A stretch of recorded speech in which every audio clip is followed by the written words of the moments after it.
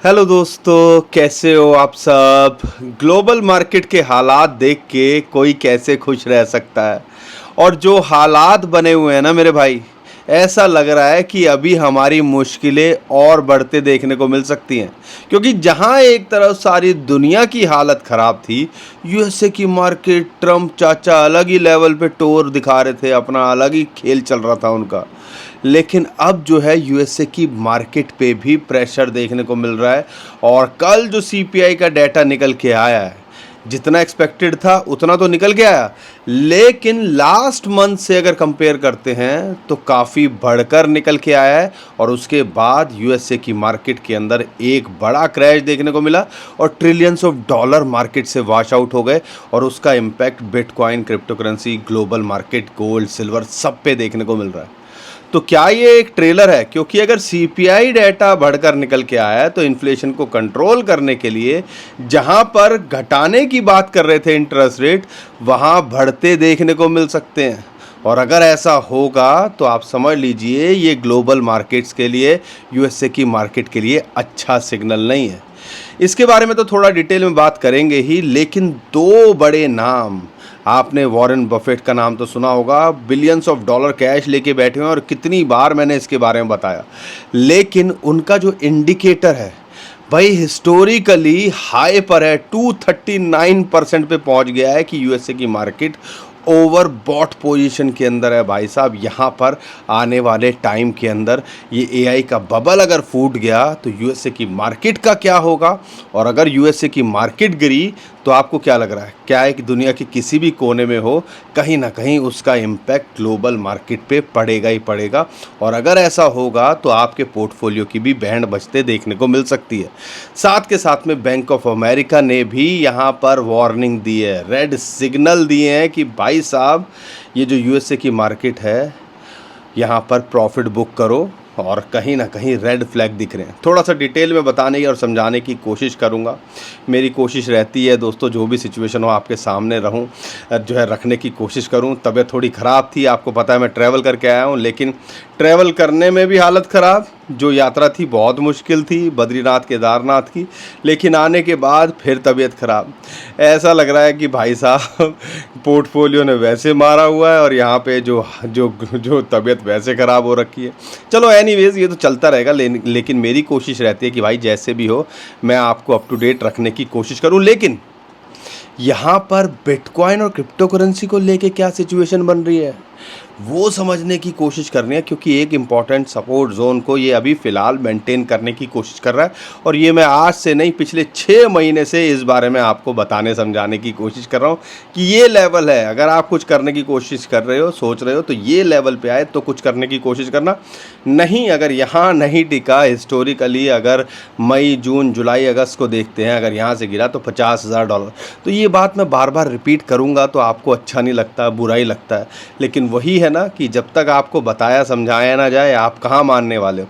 तो फिर से थोड़ा सा ब्रशअप करने की कोशिश करूँगा। तो लेवल्स को देखेंगे, कौन कौन से लेवल्स हैं जिन पे हमें फोकस करना चाहिए या आने वाले टाइम के अंदर हमारे लिए कुछ हो सकता है। साथ के साथ में ईटीएफ या ग्लोबल सिचुएशन क्या चल रही है। भाई डोनाल्ड ट्रंप ने दोबारे से ईरान के ऊपर हम जो है, या अमेरिका ने दोबारे से ईरान पे हमला कर दिया। और ईरान ने पलटवार करते हुए यहाँ पर बहरीन और कुवैत के कई यूएस बेसिस पे हमला किया। 5th फ्लीट जो है उनकी, उसके ऊपर भी हमला कर दिया। और यहाँ पे स्ट्रेट ऑफ हॉर्मुज़ आज दोबारा से न्यूज़ निकल के आ रही है कि भाई साहब बंद कर दिया ईरान ने। और डोनाल्ड ट्रंप ने वार्निंग दी है, अगर आज डील नहीं करी तो भैया फिर तो कल तो हम तबाही मचा देंगे। अब ये बातें तो कई बार डोनाल्ड ट्रंप कर चुके हैं, लेकिन वही बात है कि शेर आया वाली बात चल रही है। जब शेर आता है तो भैया कोई मानता ही नहीं है। वही काम इस टाइम पे डोनाल्ड ट्रंप चाचा के साथ फ़िलहाल हो रहा है। कोई उनकी बात मानता ही नहीं है, समझता ही नहीं है। ईरान अलग से लगा हुआ है इज़राइल के साथ में, अमेरिका के साथ में, घूम फिर के इन शॉर्ट यहाँ पर ऐसा लगता है कि यार कोई ये चाहते ही नहीं है कि मार्केट के अंदर हालात सुधरें। और जो ग्लोबल सिग्नल मिल रहे हैं भाई साहब वो और ख़तरनाक है। तो थोड़ा सा समझदारी दिखानी है एक्सपर्ट्स का भी यही कहना है कि भाई साहब हम शायद एक मंदी की तरफ जा रहे हैं, रिसेशन की तरफ जा रहे हैं, तो हमें थोड़ी सावधानी बरतनी चाहिए और यहाँ पर ज़्यादा जो है उछलने की ज़रूरत नहीं है, पैसा बचाने की ज़रूरत होती है। जब मार्केट अच्छी होगी तो पैसा तो तब भी कमाया जा सकता है। तो बहुत कुछ है समझने और समझाने को, हम तो कोशिश कर रहे हैं, लेकिन आप अपनी कोशिश कर रहे हो। एक लाइक का बटन दबाने में, चैनल को अगर पहली बार आया तो चैनल को सब्सक्राइब करने में बहुत ज़ोर पड़ता है क्या? मैं इस टाइम पे बीमार हूँ, आप देख सकते हो गला भी ख़राब है, कितना बोलने में ज़ोर पड़ रहा होगा। और 10-15 मिनट 20 मिनट बोलना इतना आसान नहीं होता, तो फिर भी मैं एफ़र्ट्स लगा रहा हूँ, तो आप भी तो एफ़र्ट्स कर सकते हो ना। तो वीडियो को लाइक, चैनल को सब्सक्राइब कीजिएगा, ट्विटर टेलीग्राम को हमारे फॉलो कर लीजिएगा, नीचे डिस्क्रिप्शन में उसका भी लिंक दे दिया। और शेयर ज़रूर करिए, खासकर उन लोगों के साथ में यहाँ पर जो इस टाइम पे परेशान हैं। परेशान नहीं होना है, अपॉर्चुनिटीज़ को ढूंढना है, लेकिन जो ग्लोबली चल रहा है उसको भी हम इग्नोर नहीं कर सकते। 3-4 पॉइंट ही रखूँगा, ज़्यादा आपका टाइम यहाँ वेस्ट नहीं करूँगा। और वो सबसे पहले पॉइंट में आता है कि भैया ईरान अमेरिका के बीच में अभी भी दोबारे से यहाँ पर जो है टेंशन और क्रिएट हो गई है। अपाचे हेलीकॉप्टर ईरान ने उनका गिरा दिया था। उन्होंने एआई जो बिना मैन की बोट यूज़ करी, उन 2 हेलीकॉप्टर से जो है पायलट्स कूद गए थे, तो उनको वहाँ पर जो है रिकवर करने के लिए या उनको बचाने के लिए। तो एआई का भी बड़ा काफ़ी इस्तेमाल हो रहा है। ये तो अच्छी बात निकल के आई है कि एआई का फ्यूचर तो लगता है, लेकिन एआई का फ्यूचर कहीं ना कहीं मार्केट के अंदर परेशानी भी क्रिएट कर सकता है। जैसे .com का बबल 2000 के अंदर लग रहा था .com, लेकिन उसके बाद इंटरनेट ने और बूम किया। लेकिन जो हर कोई .com के पीछे पड़ा था, उसके बाद क्या हुआ था यूएस मार्केट के अंदर, ग्लोबल मार्केट के अंदर, वो किसी से छुपा नहीं है। तो इसीलिए टेक्नोलॉजी को अडॉप्ट करना है, लेकिन टेक्नोलॉजी हर आज की डेट में देखो, हर कोई भी प्रोडक्ट होता है, कुछ भी ना हो लेना देना, एआई नाम रख देता है, एआई से कुछ फीचर जोड़ देता है ताकि भाई उसका माल बिक सके। तो ये कहीं ना कहीं आप समझ सकते हो, जब ऐसी चीज़ें होनी शुरू हो जाती हैं तो कहीं ना कहीं मार्केट के लिए ये सही नहीं है। चलो उसके बारे में तो आगे बात करेंगे ही, लेकिन ईरान और अमेरिका के बीच में टेंशन और बढ़ रही है, एक दूसरे पे वार पलटवार कर ही रहे हैं। साथ के साथ में जो बड़ी अपडेट निकल के आ रही है, स्ट्रेट ऑफ हॉर्मुज़ ईरान ने दोबारा बंद कर दिया और उन्होंने कहा है भाई हल्के में मत लेना, अगर यहाँ पर दोबारा हमला हुआ, नेगोशिएशन चल रही है अलग बात है, तो हम छोड़ेंगे नहीं। लेकिन डोनाल्ड ट्रंप ने भी आखिरी में, फॉक्स की जो अपडेट निकल के आ रही है रिपोर्ट्स के मुताबिक, भाई आज जो है अल्टीमेटम दे दिया है कि जल्दी से डील साइन कर लो, नहीं की तो भैया हम ईरान को तबाह कर देंगे। मतलब ये तो कई बार बोल चुके हैं, लेकिन ये चीज़ें होने से हो क्या रहा है? अब मार्केट भी तो कितना रिएक्ट करेगी? मार्केट ज़्यादा रिएक्ट नहीं कर रही है, लेकिन हाँ, अगर आने वाले टाइम के अंदर ये प्रेशर बनता है तो कह लीजिए क्रूड के प्राइस में कहीं ना कहीं $90-100 के ऊपर मेंटेन करने की कोशिश कर रहा है। और उसकी वजह से ग्लोबल मार्केट के अंदर टेंशन तो है ही, और आर्थिक मंदी का खतरा तो है ही। तो ये सारी चीज़ें चल रही हैं। जब तक ये सेटल नहीं होगा तो आप कह लीजिए दुनिया के अंदर एक अनसर्टेनिटी नहीं आएगी, शांति नहीं आएगी, तो भाई कंपनीज, इंडस्ट्रीज़ भागेंगी कैसे? एक तरफ दिमाग यहाँ रहता है यार हमारा माल टाइम पे आएगा कि नहीं आएगा, हमारा शिपमेंट आएगा कि नहीं आएगा, एक टाइम पे पता नहीं है। अब डोनाल्ड ट्रंप की बात करते हैं, अमेरिका की बात करते हैं, स्ट्रेट ऑफ हॉर्मुज़ के अंदर एक शिप जिस पे 24 भारतीय कहते हैं वो थे, उस पर हमला कर दिया था। तो कहने का मतलब है, इन सारी जब आपकी सिचुएशन ग्लोबली ख़राब होती है तो बिज़नेस करना इतना आसान नहीं हो जाता, और उसकी वजह से आप देख सकते हो ग्लोबल मार्केट पे इम्पैक्ट पड़ता है। तो ये सुधरेगा नहीं तो समझ लीजिए कहीं ना कहीं सिचुएशन डामाडोल ही रहेगी। लेकिन इसके अलावा क्या? इसके अलावा जो सबसे इम्पॉर्टेंट बात थी, कल आया सीपीआई का डाटा, और सीपीआई का डाटा 3.8% पिछले महीने था, इस टाइम 4.2% निकल के आया।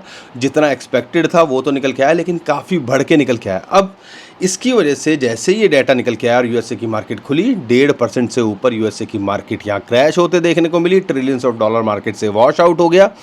और ये एंटिसिपेट किया जा रहा है कि भाई साहब इंटरेस्ट रेट कट तो फेड छोड़ो, यहाँ इंटरेस्ट रेट बढ़ाता ना देखने को मिले, और इसकी वजह से यूएसए की मार्केट के अंदर गिरावट देखने को मिली। और उसका वो ये सारा कुछ इम्पैक्ट जो है ग्लोबल मार्केट पे, बिटकॉइन क्रिप्टो करेंसी पे प्रेशर देखने को मिल रहा है। इसके अलावा क्या? 2 चीज़ें हैं जो मैं इग्नोर नहीं कर पा रहा हूँ चाह के भी। बिटकॉइन से तो 2 चीज़ें डायरेक्टली रिलेटेड हैं, वो आगे बताऊँगा, लेकिन ग्लोबली सिचुएशन भी है, तो थोड़ा सा संभल के रहिएगा। क्यों? जो वॉरेन बफेट जो इंडिकेटर है उसकी बात मानते हैं, हिस्टोरिकली अपने हाईएस्ट लेवल पर है, 239% पे है, ओवरबॉट सिचुएशन दिखा रहा है। यानी कि भाई इस टाइम पे समझदारी ये कहती है कि यूएसए की मार्केट के अंदर खासकर हो या यूएसए की मार्केट से रिलेटेड कुछ है तो भाई साहब यहाँ पर थोड़ा संभल के करिएगा, क्योंकि उसके अंदर कहीं ना कहीं एक गिरावट के पूरे आसार यहाँ बनते हैं। और ये हिस्टोरिकली देखते हो तो ये एक बड़ा रेड फ्लैग है। साथ के साथ बैंक ऑफ अमेरिका ने भी बोल दिया कि जो वहाँ पर है, बैंक ऑफ अमेरिका की जो रिपोर्ट निकल के आई, अपडेट निकल के आई है, टेक प्रॉफिट और यहाँ पर थोड़ा सा संभल के रहो, क्योंकि एक नहीं कई रेड फ्लैग जो है यूएस की मार्केट इस टाइम पे दिखा रही है। और एआई का बबल फूटा तो और कई एक्सपर्ट ऑलरेडी बोल चुके हैं, तो समझ लीजिएगा जब सब कुछ गिरता है ना तो फिर एआई क्या और पीआई क्या, सीआई क्या, सब नीचे गिरते हैं। और फिर बस यही याद रहता है कि काश मैं सही टाइम पे कुछ कर लेता। अब ये ग्लोबल मार्केट को लेके है, यूएसए की मार्केट गिरेगी, एक रिसेशन ट्रिगर होता देखने को मिल सकता है, तो ग्लोबल मार्केट पे भी उसका नेगेटिव इम्पैक्ट पड़ सकता है। लेकिन बिटकॉइन और क्रिप्टो करेंसी से डायरेक्ट कॉन्टेक्ट या कंटेक्स्ट में बात करते हैं तो क्या है, यूएसए की मार्केट गिर रही है, उसका direct impact bitcoin crypto currency पे देखने को मिलता है। हमने प्रेशर देखा, साथ के साथ में यहाँ पे बिटकॉइन के ईटीएफ लगातार सेलिंग कर रहे हैं। कल भी 3,500 के आसपास बिटकॉइन यहाँ बेचे गए, तो आप कह लीजिए इनकी तो झड़ी लगी हुई है। और इस लेवल पे जहाँ पे इंपॉर्टेंट सपोर्ट है उसके ऊपर भी अगर सेल हो रहा है तो समझ लीजिए कहीं ना कहीं प्रेशर यहाँ पर है।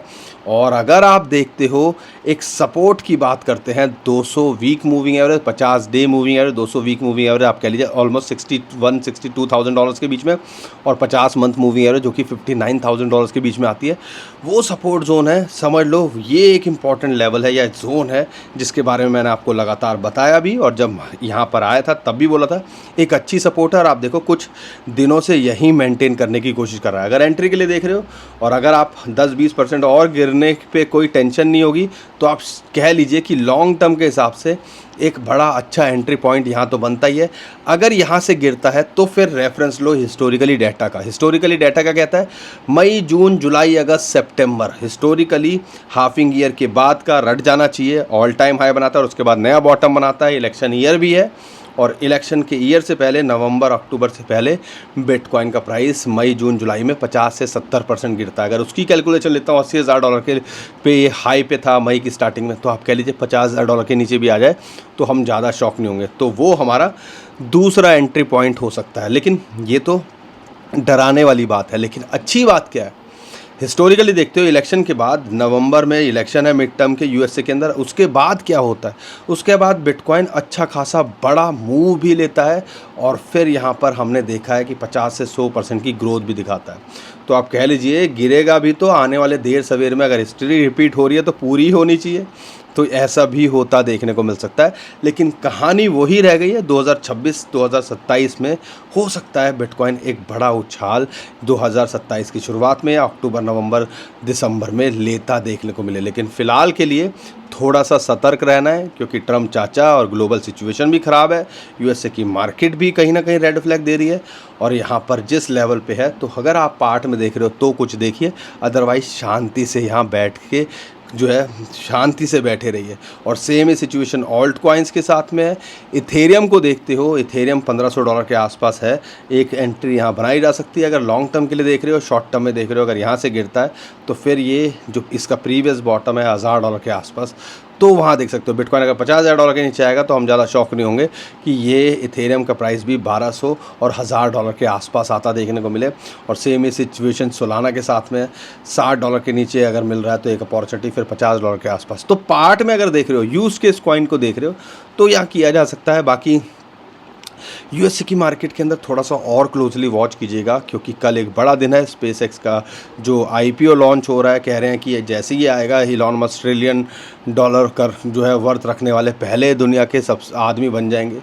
लेकिन वही होता है, जब ऐसी चीज़ आती है जो कि ट्रेंडिंग हो, ट्रेंड के अंदर हो, तो फिर क्या होता है, सारा पैसा जो है हर चीज़ से उस चीज़ में जाता है जहाँ पे लगता है यार मार्केट के अंदर एक अपॉर्चुनिटी है, भागते हैं हर कोई लोग। तो आप कह लीजिए कि हो सकता है जो इनफ्लो शॉर्ट टर्म के लिए उसमें भी जाता देखने को मिले और फिर सारी मार्केट्स के अंदर गिरावट देखने को मिले, ये भी पॉसिबिलिटी है। तो ये भी एक गुंजाइश लेके चलना। मैं आपको सारे पॉइंट, सारे डॉट्स कनेक्ट करवाने की या समझाने बताने की कोशिश कर रहा हूँ।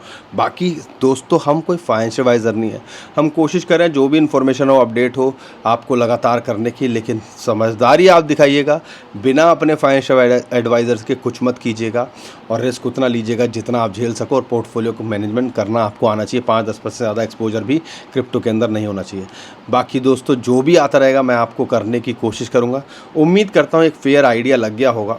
अगर आप थोड़ा लंबे समय के लिए देख रहे हो, ये लेवल अपॉर्चुनिटी दिखता है, लेकिन पार्ट में डॉलर कॉस्ट एवरेजिंग के हिसाब से। लेकिन अगर आप शॉर्ट टर्म में देख रहे हो तो यहाँ पर थोड़ा संभल के, अगर यहाँ इंपॉर्टेंट सपोर्ट को लूज़ किया तो गुंजाइश है गिरने की। और यूएसए की मार्केट के अंदर तो पूरे चांसेस लग रहे हैं कि आने वाले टाइम के अंदर एक बड़ा भूचाल आ गया तो ग्लोबल मार्केट भी कहाँ बचेगी और बिटकॉइन क्रिप्टो करेंसी का भी क्या होगा। बाकी जो भी होगा मैं आपको अप टू डेट रखने की कोशिश कर ही रहा हूँ। कोई आपका सवाल है, कोई आप कॉइन जो चाहते हो मैं कवर करूं, नीचे कमेंट में हमसे ज़रूर पूछिएगा। हम कोशिश करेंगे उसके बारे में भी आपको बताने समझाने की। उम्मीद करता हूं हर बार की तरह आपको हमारा कंटेंट अच्छा लगा होगा। वीडियो पसंद आई तो वीडियो को लाइक करिएगा, चैनल को सब्सक्राइब कीजिएगा, ट्विटर टेलीग्राम को हमारे फॉलो कर लीजिएगा, नीचे डिस्क्रिप्शन में उसका भी लिंक दे दिया है। अभी के लिए विदा लेता हूँ। खुश रहिए, मुस्कुराते रहिए, कमाते रहिए। आपका दोस्त पंकज। थैंक यू, नमस्कार, धन्यवाद।